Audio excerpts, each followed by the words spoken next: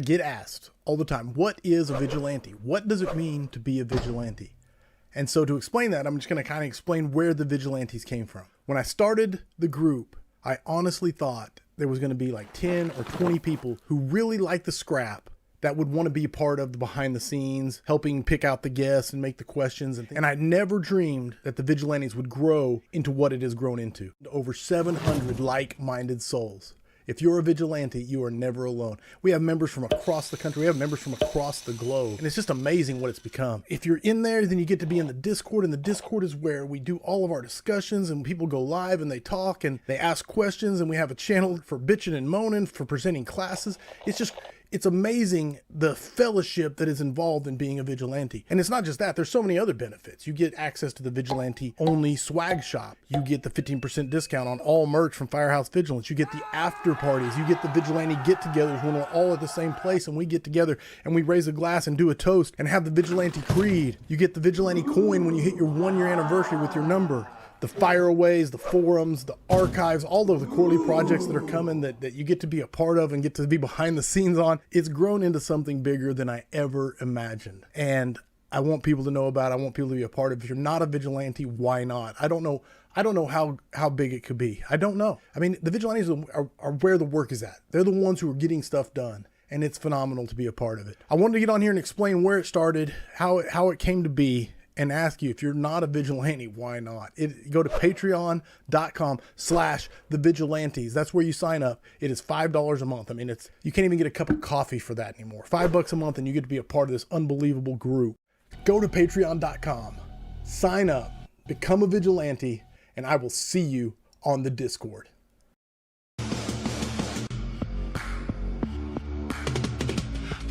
Did we start at the technique level? Do you understand the who, what, where, when, why, and to what degree? And when we get done with it, can we measure and evaluate where we were successful or where we failed?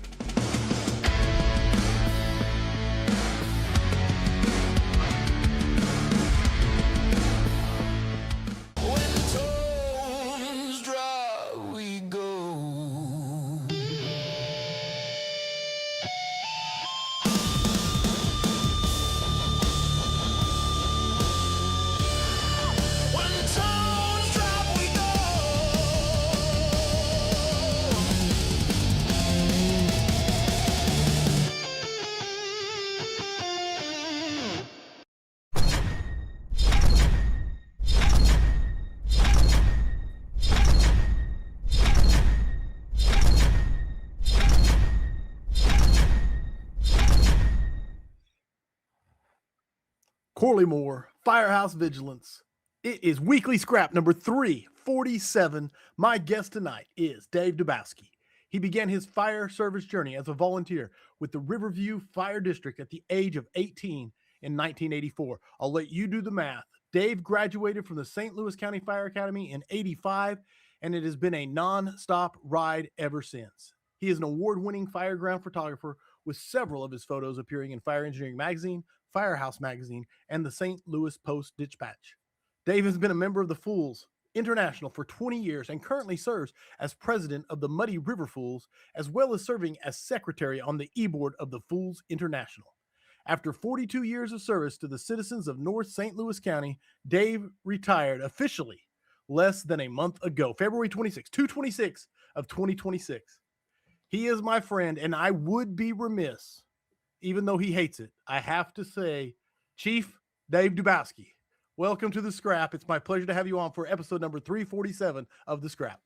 It's great to be here, my friend, and it's Captain Dave Dubowski.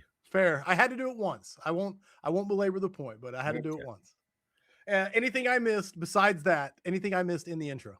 No, absolutely. That's quite a bio that you made me write out for you. So yeah, it's been a good run. I'm enjoying. I'm looking forward to everything we're going to talk about. But before we get going, I'm going to read some chat because it's quite a bit of excitement going on for a little bit that you're coming in here. I really like Jeremy said, where was it? I just saw it scroll by. Oh yeah, the Show Me State represented tonight. There was something about Joplin. There was something about LFGs. There's a whole lot of let's go and a whole lot of action on the front row, like always. So they're excited to have you here, Dave, and I'm excited to have you here. So I'm going to do the sponsors, and then we'll get to scrapping. let's talk about getting cold. Huge shout out to Fire Cold Plunge. I've actually got one in the garage. I use it every day. They sell to a lot of fire stations for one reason: their plunge is built solid, low maintenance, small footprint, and it stays freaking cold. There is zero prep. After a workout, after a call, you can just hop in and cool off. Visit them, firecoldplunge.com. Everything in the fire service gets tested: training, instincts, equipment. That's why Snap-tite delivers fire hose that performs no matter the challenge. Durability, packability, kink resistance. Every line is tested before it leaves the factory, because when you stretch a line, there's no room for guesswork. This April, they're bringing that same mindset to FDIC. Look for Team Snap-tite on the show floor and around the city. They'll be there all week to talk hose, fireground performance, and connecting with firefighters from across the country. Snap-tite, it's American made, firefighter trusted. Firefighter safety and accountability starts with being able to quickly find and identify individual firefighters operating on the fireground.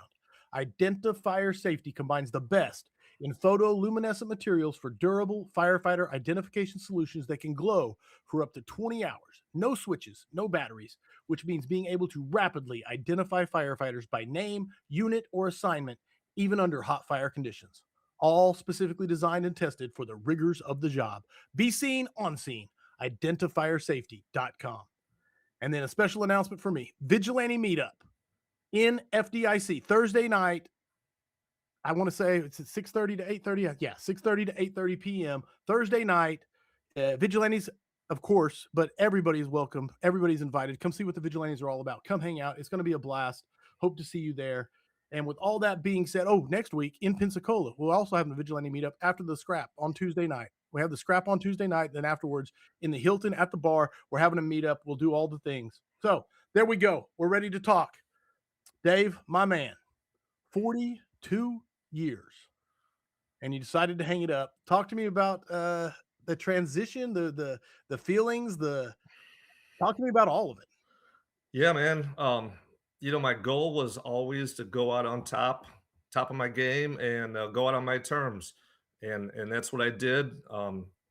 Me and my wife had talked and talked, and it was on the radar, and I kind of said, well, when I get to 60, let's reevaluate. And got to 60, and the pension guy said, hey, you're good to go. So yeah, I didn't never wanted to be that guy on the engine where everybody was saying, man, he should have won a long time ago. So that was my goal, and I felt good about leaving when I did. But man, what a ride it was, and like I tell all the youngsters, enjoy every minute of it because it flies by. No doubt about it. Yeah, it's everybody was worried about me. Like I told you, Corley, man, my life is the fire service, along with my wife and my four boys, and but man, it's been a good transition. Um, I guess the biggest thing is you don't realize the stress that you're under at the firehouse until you're away from it. Mm. And just that not having the stress is huge. Do I miss it? Absolutely. But that feeling that I had the morning I walked out the firehouse that last time, there was definitely a sense of relief. Where we work up in North St. Louis County, it's a pretty ghetto area, and I just had this relief that, man, I made it. I survived, and I did it. Right. No. And was it a relief for yourself? Was it a relief from the calls? Was it relief from the anticipation, or how would you describe the relief? I think it was a relief of the calls. We stay pretty busy up there. I'm gonna miss, going to the fires, but I'm not gonna miss the violence that we see, the shooting, stabbings, and all that stuff, and just I think my wife heard down at COBC one time, and I had always told her, I said, even if we're not running all night at the firehouse, I never sleep good, like Right. most guys don't. And she just kind of blew it off. But one of the speakers down at COBC said that one time, and she grabbed me. She goes, "Yep, yep, I get it now." It took somebody else telling her, and not me telling her that. Sure. No doubt about it. No. And for me, the sleep, I didn't know that I wasn't sleeping until because especially as a battalion chief in suburbia, I slept pretty good on shift, like as far as uninterrupted I thought, until I actually got, you never really sleep. No, no, you don't. And I sleep pretty damn good now, though. I say that. Right on, right on. That's the best. To me, that was the one of the best benefits. I didn't even think I would notice, and it's been magical. Is the difference? Yeah, it is. It's I'm at a good place. I told my wife that because she was worried about me as well. But I think after I kept waiting for that magical moment, like it's gonna hit me, it's gonna hit me. But there was never that one moment to where it hit me. And Aaron Heller up in Jersey coined it the best when he retired a few years back from Hamilton Township. He said, "Dave, I might be retiring from Hamilton Township, but I'm not retiring from the fire service." Right. And that's where I'm at. I've retired from my firehouse, but I'm definitely not retiring from the fire service. I love it too much to give that up. Right on. And the photography and the Fools. So the Fools photography, I mean, you got your feet. I mean, I hope you're going to keep on snapping pictures and buffing and doing well, the Fools, you've got an international convention coming to your city hosted by you, right? Yeah, absolutely. Hosted by the Muddy River Fools coming up, and that's going to keep us busy. We got just over 6 months to keep the planning going, and yeah, I dusted the dust off the camera, so trying to get back out a little bit more and do some photos. And but one of the coolest things I've been doing, and I anybody that knows me knows that I'm a social media hater. Okay. I just see and hear the stories about that. And you see Statler talking about the smacks, the social media assisted career suicide. I just never wanted to place myself in that position. But once I stepped away from the job, I got myself a Facebook page and I got myself an Instagram page. So day by day, I put a photo on each of those sites, and 18,000 pictures. Maybe one day I'll run out, but I think I've got You're plenty of set for a pictures. bit. So Yeah, you're posting all of your old, I mean, your archives. You're putting them. Oh, that's awesome, man. yeah, yeah. What's the Instagram handle to find it? Dave Dubo photo. No Dave, dots or anything, just Dave nope. Dubo. Dave Yeah. Dubo photo. And that is mainly St. Louis City Fire Department, as well as like East St. Louis and a lot of the other places. The Facebook page is more of a historical account of the fire departments in North St. Louis County where I worked. So yeah, it's been fun. I do a little research every morning, pick out a picture, and the cool thing is I've been getting a lot of thank yous for doing it. Oh, I bet. I bet. We both have heard it many. I mean, Kurt said it many, many times. Take more pictures, Right. and not just of you and the people you work with, although that's probably the most important pictures you can take and the ones you'll miss. You'll want the most, but just to commemorate the calls, the runs, the fires, the all of it. Yeah, we talk about that kids that are history class that we give to all the recruits out at the St. Louis County Fire Academy. That's one of the first things I talk about is take photos. Don't be Facebook, social media stupid. Don't get yourself in trouble, but take a lot of photos throughout those 30, 35 years, 25 years, whatever it's going to be, because you're going to look back and you're going to want those photos. Um, my concern with photographs, though, is where are all those photos going now? They're going up in a cloud somewhere. Sure. And are those photos going to be accessible for decades down the road to where they can be used as a historical account of the fire departments? No, it's a great question because I don't know. Yeah, I'd be speaking from ignorance to know if there's a good system to make sure that happens or not. I don't know. Yeah, it's something I think about because not as many people, obviously, back in the day had a camera. Nobody had phones that took a picture. So there was very few people taking fireground photos. But the ones that did, they went to the Walgreens, they got their photos Oh, printed yeah. out, and the pictures were hanging up on the wall and at the museums, and those pictures have always been there. Everybody's got a phone now. Everybody's taking pictures, but very few of us print those photos out. And once again, where are those photos going to wind up? In a cloud somewhere, never to be seen again? I Never to be don't know. seen. No. Right. No, there's something there. Like that. Maybe that's the project for your retirement. Is you're gonna build the archive where everybody can put them. But there you go. There Yeah. you go. I like it. I just challenged you with that. There you go. One thing I've always wished I would have done was journaling. Have you ever done any journaling, or did you ever wish you would have? Yeah, I did my last year. So I started at the Riverview Fire District, and this was actually part of my retirement speech. My last year at Riverview, I had a logbook and I wrote down every call we had. Okay. Now, as I spoke about at my retirement party, North St. Louis County was not what it is today. It was a very quiet existence. And I brought that logbook, my little calendar book to my retirement party and I held it up. And like January of 1988, we ran 5 calls for the month. For the month of January. For the month. February, we ran 3 calls for the month. But there was no EMS. Right. It was a different neighborhood back then.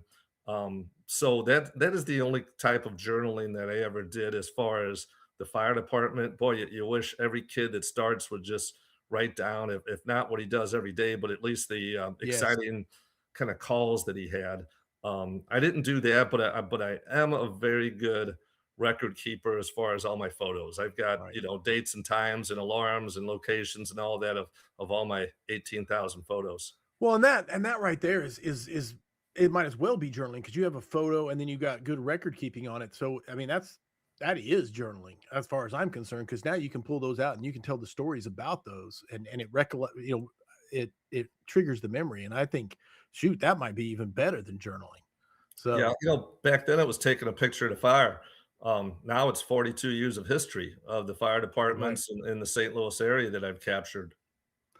Now I got a question coming at you from the audience that I see here, and it's JJ Cassetta. Oh no. And he wants to, I'm assuming it's actually Joseph Cassetta 935 something, but that's YouTube for you. But I'm pretty sure it's JJ. Ask Dave about his photo albums. Yeah, like I said, everybody just kind of takes these pictures now and they go in a cloud. I actually still print out my photos and they still go in a photo album. And I think I'm on about album number 63. So if you ever stop by St. Louis sometime, Curly, we can sit down and have a couple beers and look at some photo albums. I love it. JJ was just in time or just in town for my retirement party a few weeks back, and that's what we did, man. We just kicked back and look at some old photo albums, and but yeah, they're all and I don't know if you're not a photographer, you don't appreciate it, but I double, quadruple, triple back up all my photos just so that they are preserved because I Saved, do, right. yeah, I do look at them as a historical marker now in the fire service. Mick Gaming Maddox wants to know. Sam's getting me the name. Could you put a year on the oldest photo you have in your archives? Yeah, 1980, probably about 1980. I took a couple pictures with my dad. My dad worked in downtown St. Louis, and I'd ride along with him a lot of times downtown just if he had some Right. work to do. And I always had a little Kodak 110 camera, and there was a couple, fire events we'd see. Those were my earliest photos, probably about 1980, but those are just a couple. February of 1984 is when I was a volunteer then and got myself a good camera, and that's when the fires started coming in. So really about early 1984 is when I started going around, buffing around and taking a lot of photos. No, that's awesome.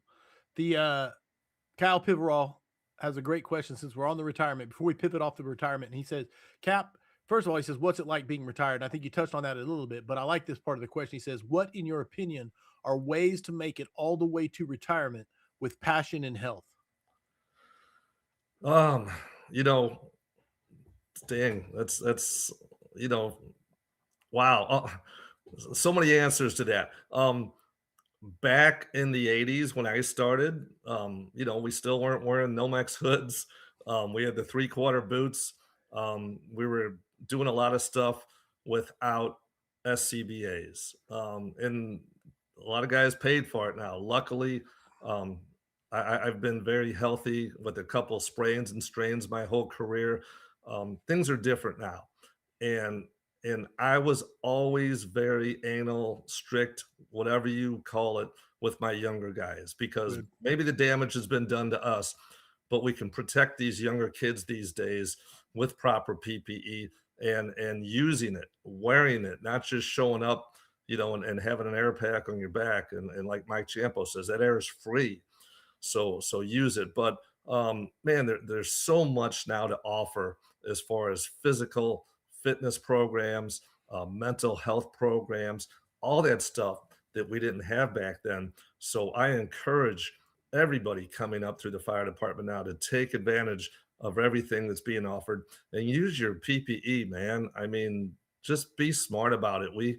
One of the worst days of my career was we were up on the highway for a call, a lot of highway calls, and we got struck. And one of my guys went flying through the air and wound up being pinned under a car. And there's other crews that show up on the highway with just their street clothes. Not my guys. My guys were always head to toe with their bunker pants, their coats, their helmets, and everything. And I still swear, and he knows it too, that if he wouldn't have had all of his gear on that day, he would have been a lot more injured. So wear your stuff that they give you, and take advantage of everything that's out there.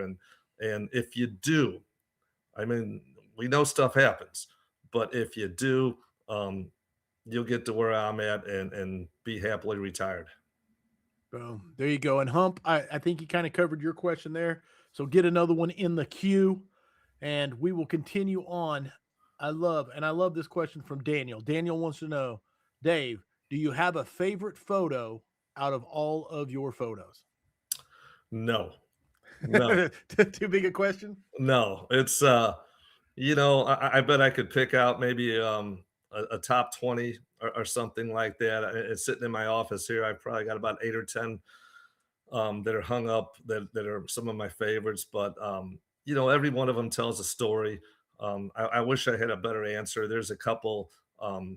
I was really honored. One year I won the IAFF Media Awards contest, first place, and it wasn't the picture of a building burning down or a fire truck, pumping at a fire. It was this firefighter named Ron Fritz, and it was a real cold St. Louis winter morning, and it was a pretty good house fire, and it was probably about 0 degrees out.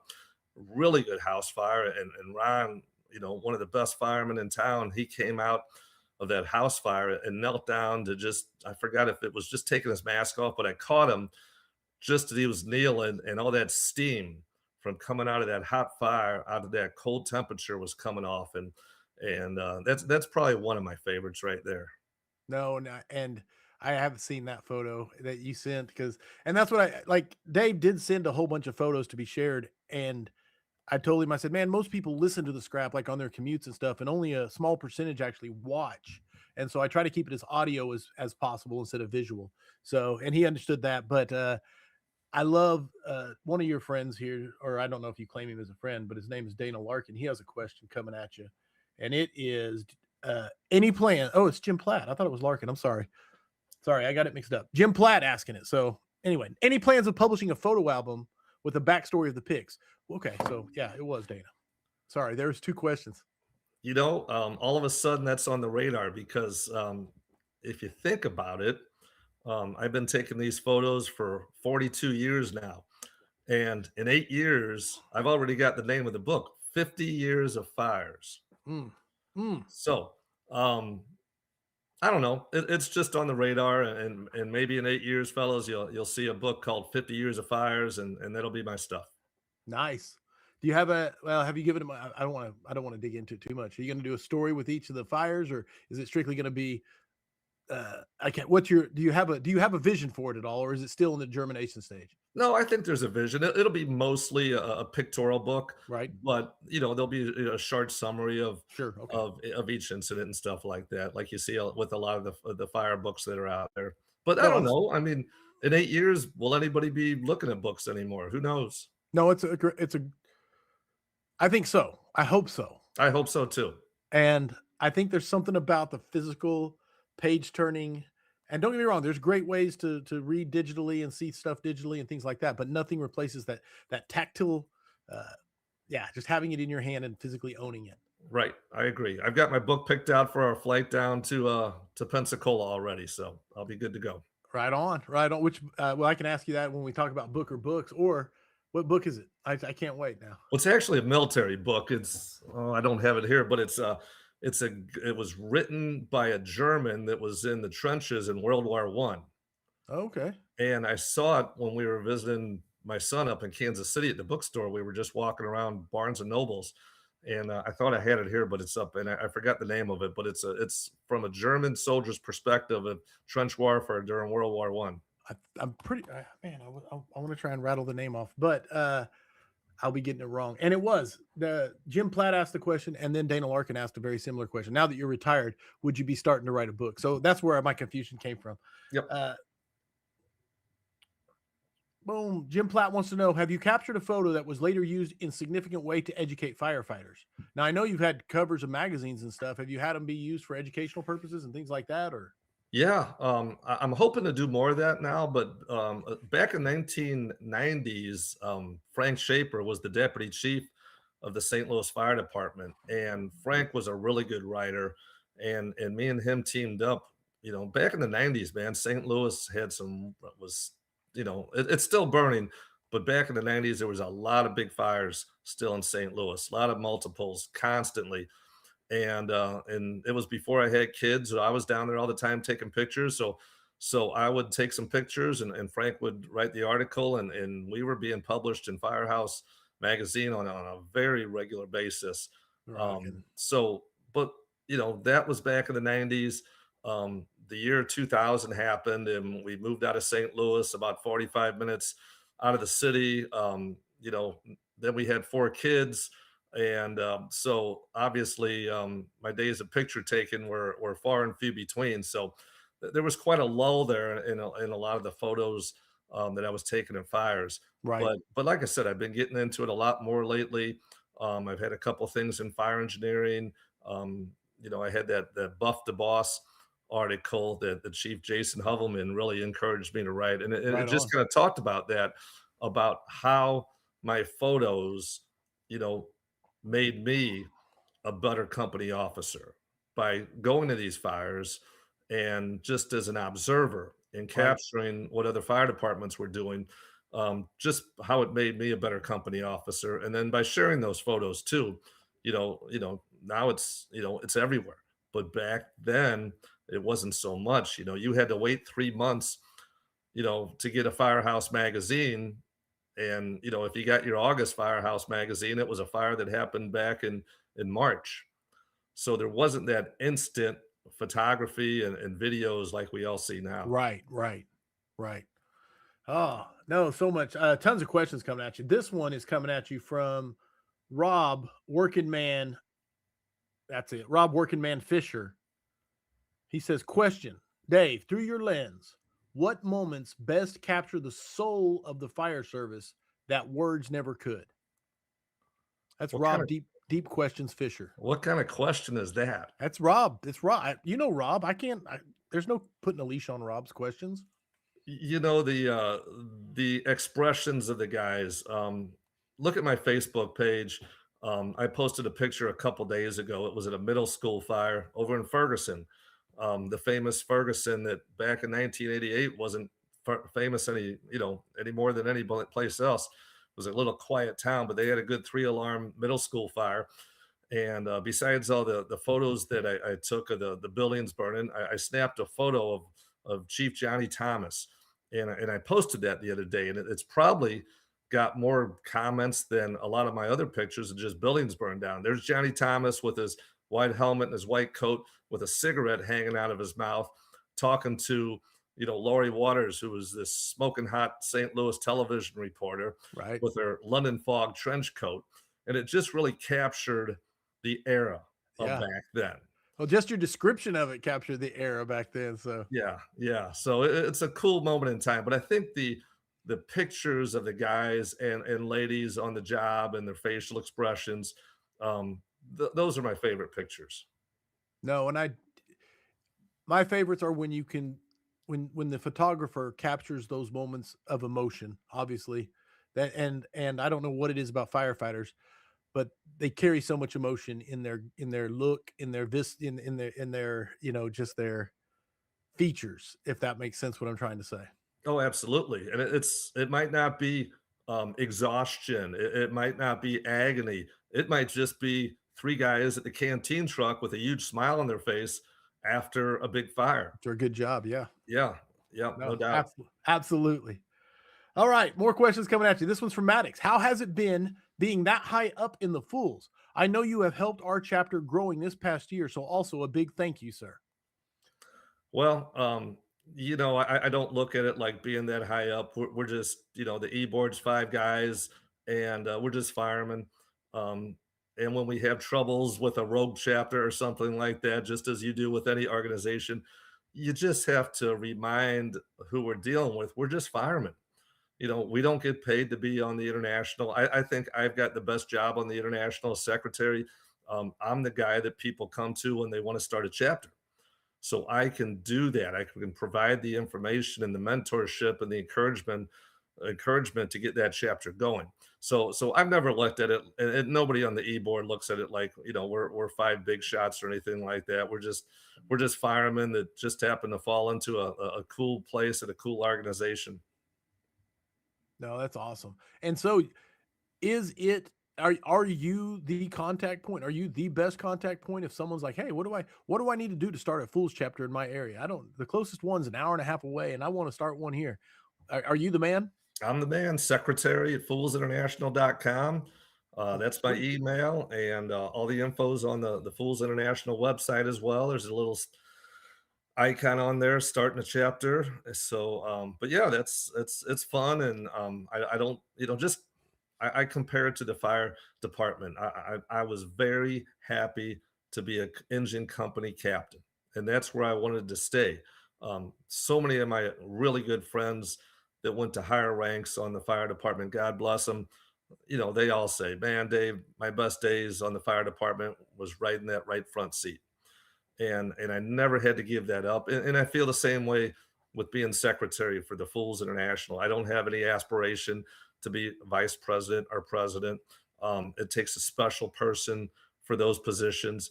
I think I'm pretty good at what I do as secretary, and I enjoy it. So I'm not going to give that spot up until, I'm ready to, or somebody better than me, steps up and takes over. I love it. I absolutely love it. I want to go Fisher, of course. Fisher's coming at you. He wants to talk about Quince. He said, speaking of St. Louis fire, please share your thoughts from the perspective of a fire buff, the total Quint concept the St. Louis Fire Department went through in the late 80s through the 90s. So here's the hidden secret. St. Louis today has the same number of firehouses that they did back in the 1980s. And there's not many major cities that can say that. Yeah.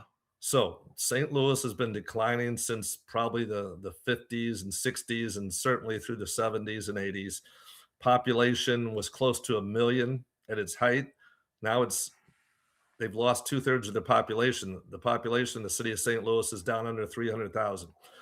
Yeah, but all the buildings were still there, and all the fires that came along with it. So the fire chief back in the 80s, he had he was going to be the one that had to start closing all the neighborhood firehouses.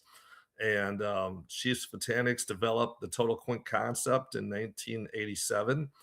And, it worked. There was, like I said, there was still a lot of big fires going on in St. Louis. It was so cool to go to a warehouse fire and see 10, 12 Quints up, just doing their thing time and time again. But once again, they weren't running the EMS calls back then. Right. And as the fire service evolved and the St. Louis Fire Department evolved, EMS started becoming a thing, and the amount of the big multiple alarm fires went down. So probably about, 12, 15 years ago, St. Louis started getting away from that total Quint concept to where they do some traditional engine companies now. But back in the day, it made sense, and that's why they did it. It was to keep all the neighborhood houses open, and all 30 of those houses are still open today. I love it. No, and the history and the reasons, and like you said, it's not anything happening in a vacuum. There's reasons for everything that's going on, and it's fun to peel back the layers, hear the perspective at the time, and see the differences as they come through. So now I want to pivot to you. You talked about 5 career calls over the past 5 years. So talk to me about these 5 career calls in the last 5 years. You went 42, but go ahead. Yeah. I mean, you think about those career calls, those days that you'll never forget. And And when we do our history class at the county academy, we tell some of those kids, we tell all those kids that you'll have those days. You're gonna look back and say, "Man, that was a day I'll never forget." And if you are lucky, you'll have one or two or three of them. Well, all of a sudden, we were starting to get those career calls every year over the last 5 years of my career. And the first night that really sticks out was July 4th of 2021. And 4th of July is always very busy in St. Louis. And if we're not working, we still make it a point. That's one of our big buff nights to go down in the city of St. Louis because there's going to be fires. It's just happens, and it's crazy the amount of money people spend on fireworks that night. And there's so many vacant buildings. So Right. it's a busy thing in St. Louis. So yeah, we were working July 4th, 2021, and just during the day it was just typical calls, EMS, some stills, and just the usual. And then once the sun went down, man, about 9 o'clock, it started popping off, and we went to our first structure fire. It was a good first due. Two-story apartment building, heavy fire showing. The boys made a great job. So from 9 o'clock that night until 6 the next morning, we went to 6 really good structure fires. Wow. And it was us or the company that was next to us. It was us tag teaming, either us first due or them first due all night long. Wow. And I just mentioned a couple minutes ago about that photo that captures the smile, on the guy's face. Right. And the photo that I've kept on my screensaver at the firehouse the last 5 years was that next morning. It was 6 o'clock. We'd had those 6 structure fires the night before, going from one to the next. And, it was an hour till quitting time. And I grabbed all 8 of us, 4 on my rig, 4 on the other rig. And I said, man, we got to take a picture. So there's a photo of us standing in front of one of the rigs. And everybody's either smiling or they got that just look of complete exhaustion on their face. Right. And I didn't take the picture, but it's just one of my favorite photos. And that was year one of career calls. Yeah, that's year one. 6 after 9 p.m. Yeah. So Yeah. no, that's awesome. Yeah. that was Okay. good. So Sweet. let's advance to career call number 2. Let's go to the next one. So it was getting close to 4th of July again. And we were sleeping that night. And just like down your way, there's thunderstorms always coming through. And I remember thinking I just heard some thunder outside. It was probably about midnight or so. And then all of a sudden, man, the tones go off for a structure fire, and we were going to be first or second due kind of thing. And getting several reports, and nothing was really telling us though exactly what was going on. Well, we roll up on this big 1-story ranch house, just going from one end to the next with debris everywhere. Okay. Well, the fellas at this house, they were taking M80s, so fireworks about the size of a roll of quarters, and they were transferring all the gunpowder out of that to make fireworks about the size of dynamite stick. Wow. So it blew up, and 4 folks sadly died that night. Right. But we were first doing on that, and man, here we go. That's career call number 2. No doubt. Boom, 2 years in a row. And yeah, it was a very tragic event, and but it was something, man, to pull up on that and really not knowing exactly, right off you think it's a gas leak, right? Because calls like that are usually from gas leak, but then you start to see all the debris around, all these little quarter-sized rollers, coin roller things that was from, were from where they were making the fireworks from. Wow. I was on one structure fire that was an explosion, but the thing was the explosion was before we got there. So it came in as a structure fire. We showed up and the people had moved out of the house. And when they moved out, they didn't shut off the gas. So they pulled the stove and just let it blow. And Mhm. of course, when it blew, it just blew all the walls down, just like a cartoon almost. Blew Yeah. all the walls down, and the roof just came down right on the slab.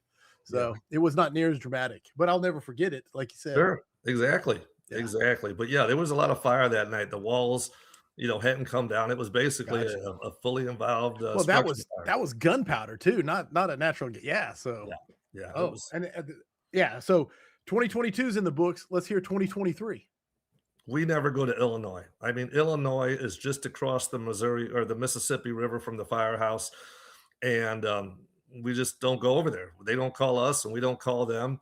But one day we're in an EMS class, and boom, we get toned out about 5 St. Louis County companies to go assist Madison, Illinois, which is probably a good, I don't know, probably 15-minute drive across the Mississippi River Bridge. And boom, as soon as we pulled out of the house, I mean, it looked like a tornado. Well, it wound up being about a 10 alarm warehouse fire.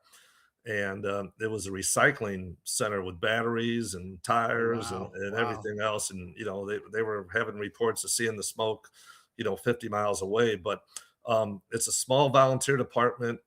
They had a couple small volunteer departments assisting them, but just not a lot was going on. And I'm pretty proud of what we did that day. Obviously, there wasn't, this huge effort to save this, huge building that was under or fully involved, but we got there and we started getting things done. And between the St. Louis County companies that showed up, man, we ensured that the railroad tracks were down. There was about 8 sets of mainline railroad tracks that ran in front of this building. So the guys hand jacked 4 5-inch supply lines across the tracks, Wow. and here we are in a city we've never been to before. Right. And the only thing that saved us, I remember, were the streets. They were numbered like 8th Street, 9th Street, 10th Street. So it was Izzy, hey, this engine go to 8th Street in Maine, this engine go to 9th Street in Maine. So we got engines on all the plugs. We ran the lines across the tracks and started getting some water on it. And I still remember one of the radio transmissions that one of our battalion chiefs had. He was kind of made his way around to the Charlie side. He said, "Hey, just to give you guys a heads up, our Charlie exposure is a lumber company." So yeah, Yeah.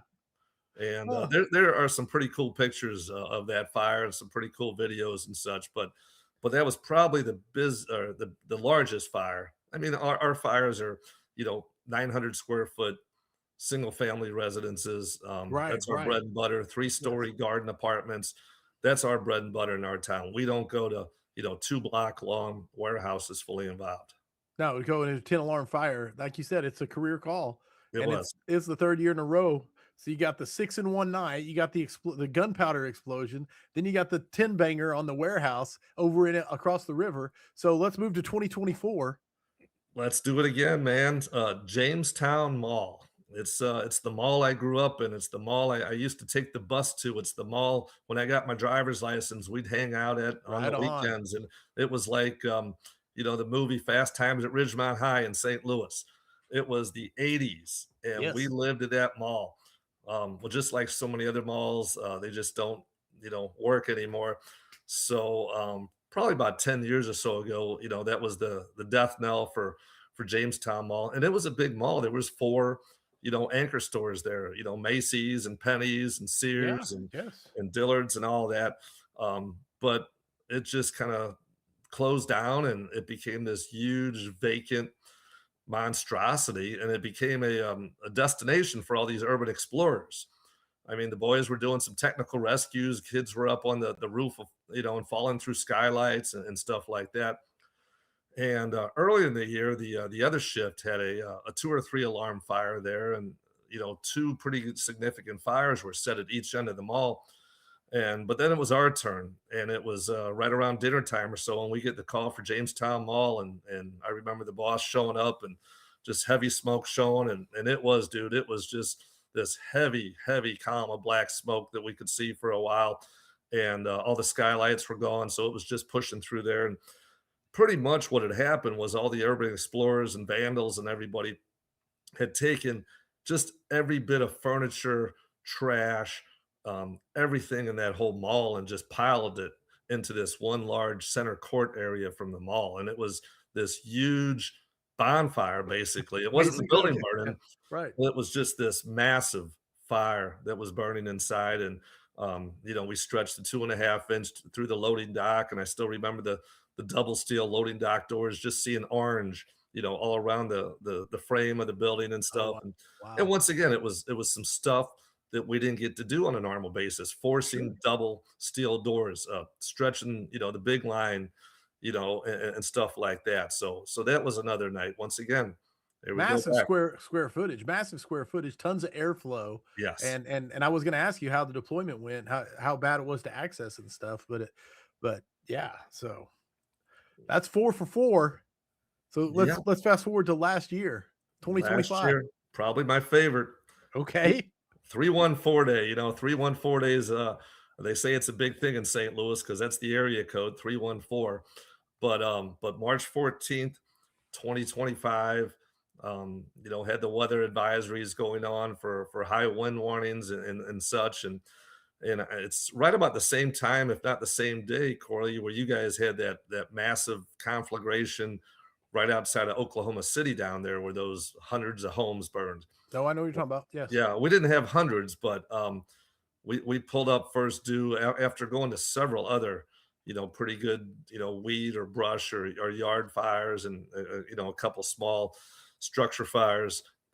We pulled up on what wound up being 14 houses going in one neighborhood, and it was the neighborhood I grew up in actually.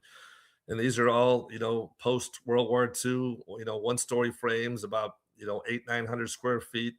And dude, once again, we'd never seen anything like it. To have, a structure burning where you maybe get the Bravo, exposure going, or the Charlie Right. exposure going on some new construction, but the wind was whipping about 50 miles an hour that day, and one house was lighting off, after the next, and you'd look down the street, and there's another one going, Going. and it was something to see, dude, and, it's a day I'll never forget, and it's the first and only time we'd ever heard our dispatcher. Now you gotta remember, we're very resource friendly in St. Louis County. There's, 80 something paid engine companies alone just in St. Louis County, and I think after the second or third alarm, it wound up going to a fourth alarm. I think after the second or third alarm, the dispatch center says, "We don't have anybody else to give you." Oh, wow. Yeah. Wow. No, Yeah. yeah, the wind, man. I can only imagine. Yeah.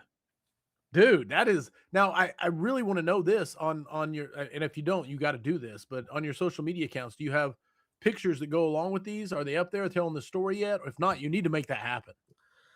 You know, maybe someday. Right You just need now more I'm time. just yeah, I'm just kind of bragging on myself with posting my photos up there. Okay, okay. But maybe on the anniversary of some stuff like that, we could throw some stuff up about that. That would be pretty cool. It definitely needs to make it in your book. So, Yeah. but The no, the the absolutely. the only regret I had on 314 day, the boys did an incredible job. I mean, they got ahead of that fire. I remember grabbing one of the other company officers by the collar and said, "The fire's stopping here." And we made sure it stopped there. But there was severe weather coming in that night. And I wish I just would have grabbed my phone and took a video of it as the boys were packing the 5-inch on top of one of the rigs as the tornado sirens were going off. Going off in Yeah, in the yeah, background. yep. Woo! Yeah, that's getting it. That is getting it. Uh, Talk to me about since I mean I'm going all over the place, but I want to hear about in January you were out there for the Palisades fires, the Eaton fires out there in California, Yeah, taking dude, pictures. trip of a lifetime, no doubt. And it's kind of ironic. Everybody saw the interviews with the mayor that said she didn't know anything. It wasn't, she didn't know it was coming. Well, if a guy from St. Louis and a guy from Boston, my fellow photographer John, knew what was going to happen, you think the mayor of Los Angeles would too. But no, my buddy John, he follows the weather big time and follows, the Santa Anas. And the Saturday before it all went down, he texted me, he said, "Man, Santa Anas are going to hit big Tuesday out in Los Angeles." And he's known I've been wanting to do this. John's been out there on a couple other wildland fires, but um, I've just never been able to make it happen. So I asked Peggy, I said, "Hey, you mind if I go to LA Tuesday?" And she goes, "What for?" And I showed her the forecast from the National Weather Service, and she says, "Go, just go." So we kind of kept the forecast on, and John was monitoring it. And by Sunday the next day, the National Weather Service hit this like purple alert to where it was apocalypse was going to Right. happen to LA. So we booked our flights, and I was going to meet John out in Los Angeles, and he had the rental car and the hotel ready. And I've got this photo of me coming into LAX about 90 minutes after the Palisades fire started. Wow. Yeah. Talk about timing. Now you got those are your photos. Have you posted those yet, or are they coming? I did post a couple of those on Instagram at the Okay. 1-year anniversary. So back, was that January January? 7th, Yeah. 8th, 9th, I guess it was. I posted a couple photos of our first 3 days out there, and, dude, it was nothing like I've ever experienced, and, what those brothers and sisters do out there is nothing, like we do here, what they're up against, and, it was just incredible, Yeah. and, What we no, I was gonna was there any point where you were in danger, like you were worried about actually getting caught or Well, I always felt comfortable with John. I mean, we had our full, PPE on head to toe. I had to borrow somebody's wildland gear and, goggles and Nomex hoods and everything. And this nice older couple, they let us, kind of watch things from their backyard. Um, that's where the fire was blowing up at. And finally, John says, "Hey, you guys are going to have to get going." And they, had two garden hoses there. So me and John both had a garden hose in one hand and a camera in the other. And John finally said, "Hey, you guys need to go." And so they left. Now it's just me and John, and this fire is roaring up this canyon at us. And John's like, "Well, Dave, when I say go, we drop the hoses and we go to our safe place." And stupid, naive me, I said, "Well, John, what's our safe place?" He says, "We go out to the middle of the street, Dave, because we're not going to burn up in the middle of the street." And the freight train came, and I said, "John, what's that? What's that sound?" And it did sound like a freight train, dude. wow. And he said, "Drop the hose." And we both went out in the middle of the street. And those are some. I don't shoot a lot of video, but I got some pretty incredible footage on my phone that night. And he was right. We didn't burn up out in the middle of the street, but that neighborhood in the Palisades just was one of the unlucky ones where we were up there for 5 hours and we never saw one fire truck. Right, right. Oof, oof. Okay, I'm switching up. I'm switching up. I'm going back to. I mean, the five fires, 5 years, five fires is pretty awesome, man. I'm glad you got to go through them all, and not only that, but you did it very succinctly. It was very concise. Wasn't so very. Kudos is all I can say. But I want to get to this, and Maddox is coming at you. He says, "Captain, we have not really got to talk about operations much. What would be your advice to new officers slash young firemen testing this year in this day and time?" Man, there's just so much opportunity to learn. Be prepared. And when I went to my retirement party, I talked about the two defining moments of my career.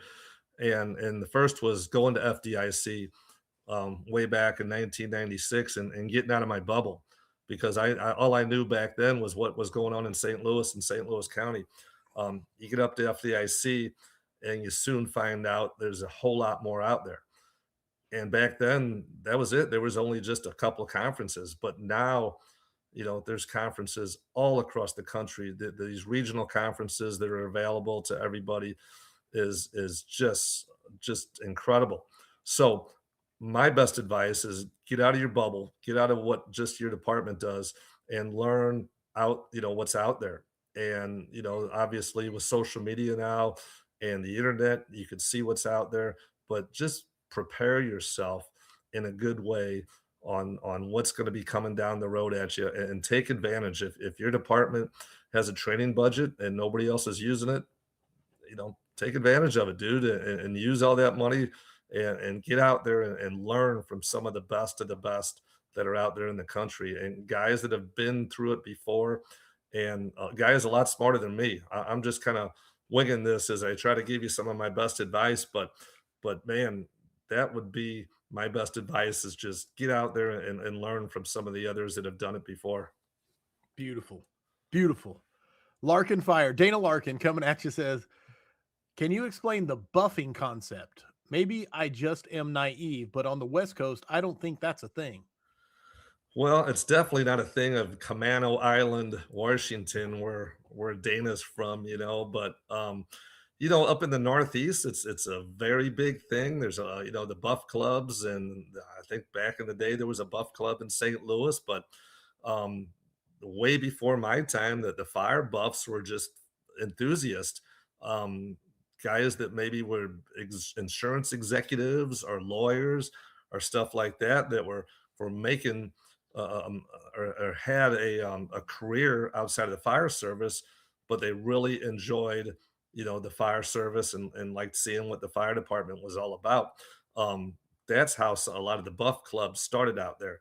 Um, to me, it's about the photography end of it. It's just what I've done a whole time or done a long time, and I do it. And there's not a lot of us out there, I don't think, but a lot of us have found each other. That's where I met JJ Cassetta the first time.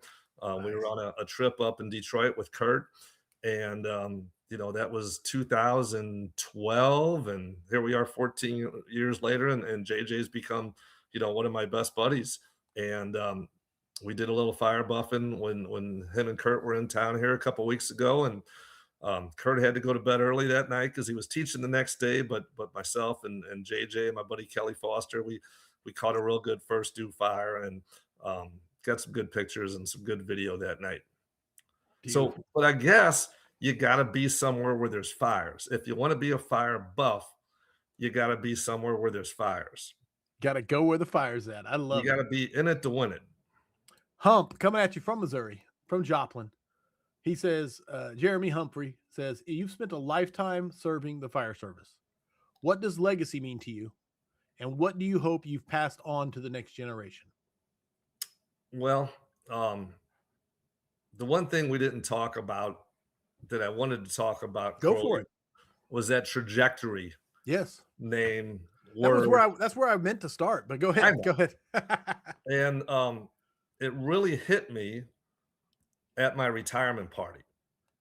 When I'm up there getting ready to talk and I look out, and there were some really special people in that audience. And there were some very special people that I didn't know were coming to my retirement party. But that day and since then, I've been thinking about my trajectory. And if legacy is part of it, I don't know. But what if in those early years of my fire service, I would have been put in a firehouse with a bunch of slugs? Now that didn't happen. And because of that, I'm sitting here on your show tonight. But one of the first guys I was introduced to that told me that he was going to be a fireman is a guy that just loved the job to death, Phil.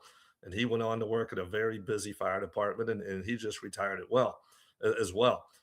My first captain, Steve Smith, he was a young captain, very influential in my career. And he was a huge influence on my career. Another guy, Mark Freshner, who I met at community college, was a really big fire buff, but he was also a St. Louis City firefighter at one of the busiest companies in the city. And me and Mark, yeah, we did a lot of drinking on our days off, but we also went buffing a lot of fires too. So, what if my trajectory in those early years Oh, would yeah. have been a little different? Yeah. So, what we have to recommend is with these new kids coming up, we really got to do our best to surround them with the right people. Because how many times have you heard it? Yeah, he's a good kid, but he's with the wrong people. Yeah. So I don't know. Maybe if my legacy is anything, it's that early on I got put with the right people. I kept surrounding myself, maybe on purpose, maybe not, with the right people, with those like-minded firefighters. Um, and if my legacy is a guy that's just been around the right people for a long time and has always loved the job because the people that I'm with love the job and other people see how much I love the job, maybe that's my legacy. I don't know. Hmm. And I guarantee you this, Dave, is that for some young firefighters, when they got assigned to you as their captain, not chief, as their captain, I guarantee you had that impact on them. I guarantee it because I just known you too long and known your mindset. And so you had that same impact that the fact that they didn't get assigned to a slug. Yeah, trajectory. Trajectory. It's I had to look it up in the dictionary just to see exactly what it meant. And Right it's on. it's it's there, man. It's there. Which way is that young kid gonna go in the fire service? No, and like you said, what I really love about what you said is where would you be now if it hadn't been for that? You know, Right. the trajectory that was set. And wow, no, there's a lot of depth to that. And I love, love, love the fact that you brought it up, even though we hadn't talked about it yet. I love it. So Did I all answer that, that? Did I answer that full question? I think so. I think you answered it beautifully. And great question from Hump. I think it was Hump. I've already, yes, 100%. And I want to go to books. We talked about one book already, which man, I wish I could. That's gonna be stuck in my ADHD loop as I can't let go of the German book, uh, World War I, Sam, Germany, written from a German perspective, World War I book, and Sam's on it. I know Jack read it because he's talking about it, but I can't think of it right now. But book, I'll let it go, Corley. Book or books that you think firefighters should be reading, Dave? Oh man, there's so many. There's so Oh many. yeah, oh yeah, I Um, love that answer already. and I've read so many. You got, my bookshelf behind me is just one of 4 bookshelves Whew, in my office right here. Um, Obviously the go-to is Report from Engine Company 82. Everybody needs to read it. Um, looky. but along with that, there you go. Do you have the pictorial book that goes with that though? I don't think so. I think there's a few in the middle. No, I Okay. don't. Well, see, not a lot of people know there's a book called Firehouse out there by Jill Friedman. Now, you read the book, but you don't get the full pictorial stuff, image of what's going on. This photographer named Jill Friedman rode with Engine 82 and 31 back in those days. And she put a book out that went along with Report from Engine Company 82, which not a lot of people know about.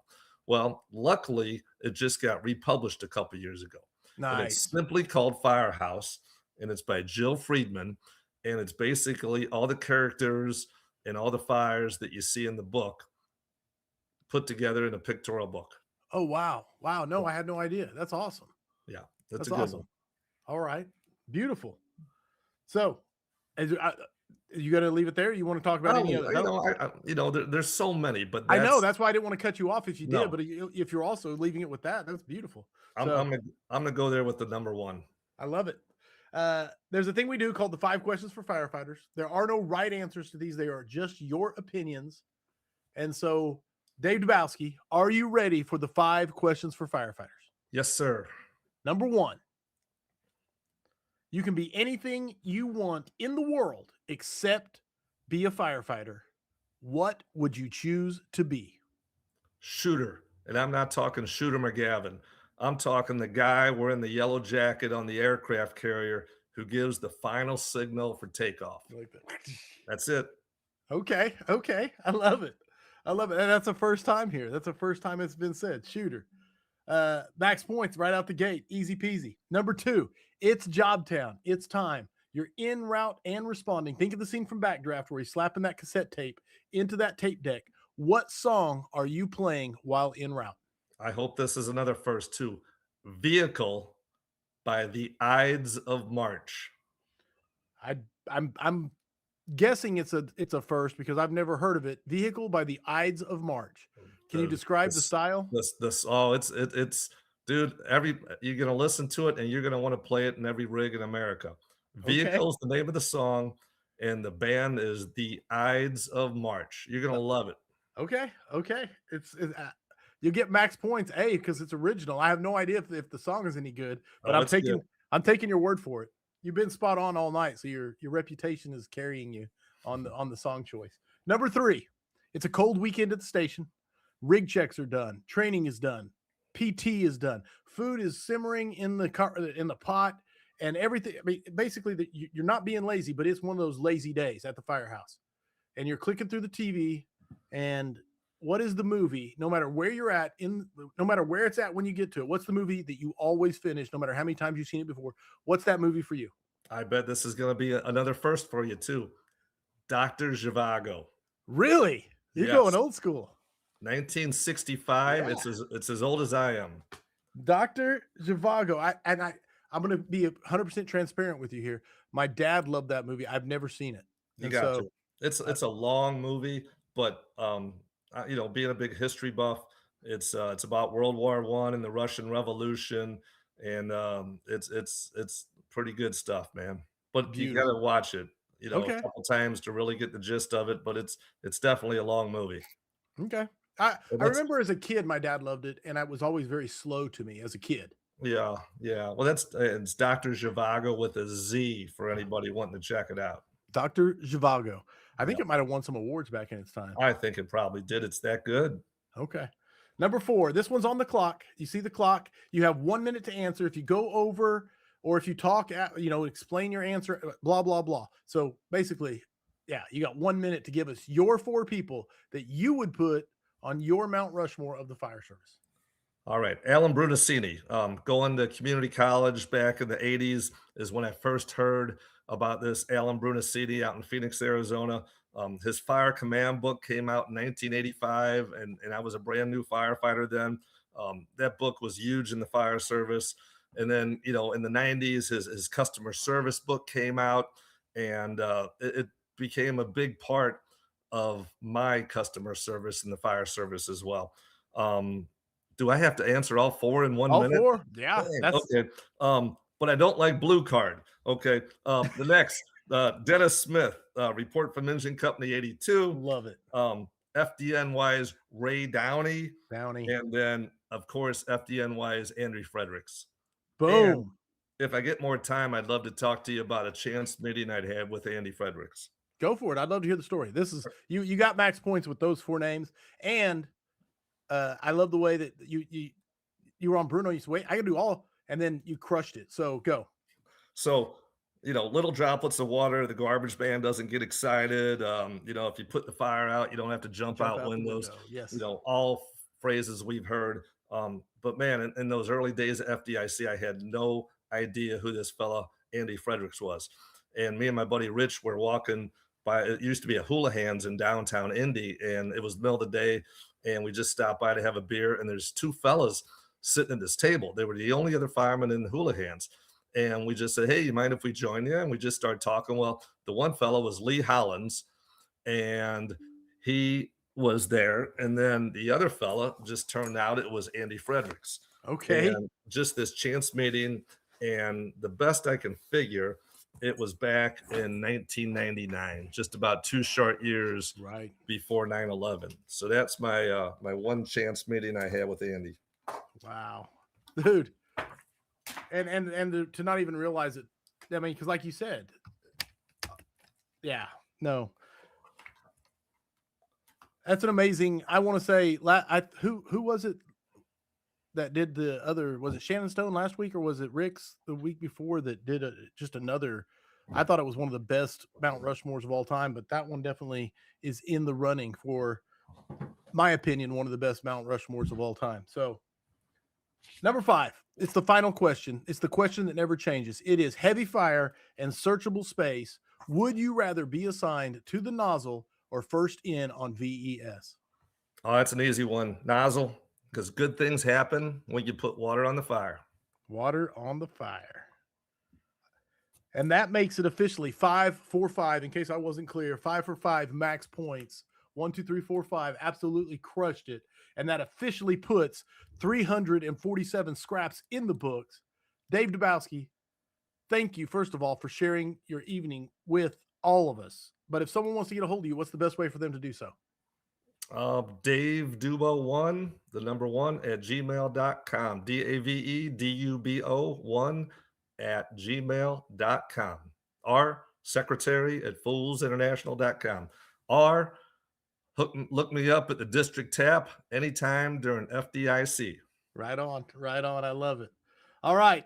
Housekeeping time. Go to patreon.com/thevigilantes. Become a vigilante. If you're not a vigilante, why not? They are the like-minded souls. This is what I'm starting to realize about the vigilantes, and the ones of the vigilantes, about half of them make it to the Discord. Okay. And the Discord is where the power and the magic is at, because it's like all the good side of the media without all the downside, without the confirmation bias, without the echo chamber, without the divisiveness. So I absolutely love the Discord for that reason. You can hook up with like-minded souls, ask questions in the forums, get your questions answered, give people answers to their questions, and just generally support each other. So I can't say enough good stuff about it. Go be a part of it. And the best part of being the vigilantes is you get to come to the after party, where Dave Dubowski is invited to come and join us. And if he comes and shows up, we will roast him for his performance on the scrap this evening. So that's one of the best parts about it is the after party.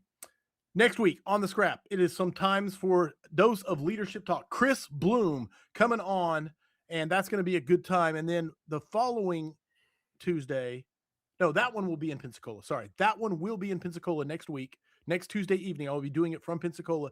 After the interview is over, the after party will be live in the hotel lobby there at the Hilton. So 2 weeks from tonight, speaking of leadership, it was supposed to be one of my favorite people, Chief Jason Hovelman, but because he is who he is, an amazing person, he has commitments to his people that he wants, and it is more important than the scrap, and it is. And so he is not going to be able to join us. So right now, I'm not sure who it's going to be. So if you Vigilantes, get on the Discord and give me some suggestions for who I should reach out to fill in for 2 weeks from tonight, because I've got a blank spot to fill in. So enough jabbering for me. Let's get to the after party. Thank you once again, Dave Dubowski, for an amazing conversation. Man, it's been a great time, and thanks so much for letting me share a bit of my story. And a big shout out to Chief Jason Hovelman. Even though he stiffed you, he did hire my son Michael at Florissant Valley Fire District. Yeah, he's an awesome guy. Again, like, he lives what he says, and why he's having to skip it is because he has something more important because of his people, and that's just who he is, man. 100%. So I respect it immensely. Okay, you got me on another rant. Audience, thanks for showing up. Thanks for tuning in. Thanks for asking awesome questions. You do it week in and week out. You make the scrap magical each and every week. If it wasn't for you, it would just be me talking to my friend Dave, and that would be awesome. But you guys are the ones that really bring the secret sauce, and I love you for it. Thank you for tuning in live. Remember, mutts don't scrap. I hope the tones stay silent unless it is burning. This job is not safe, so stay smart out there.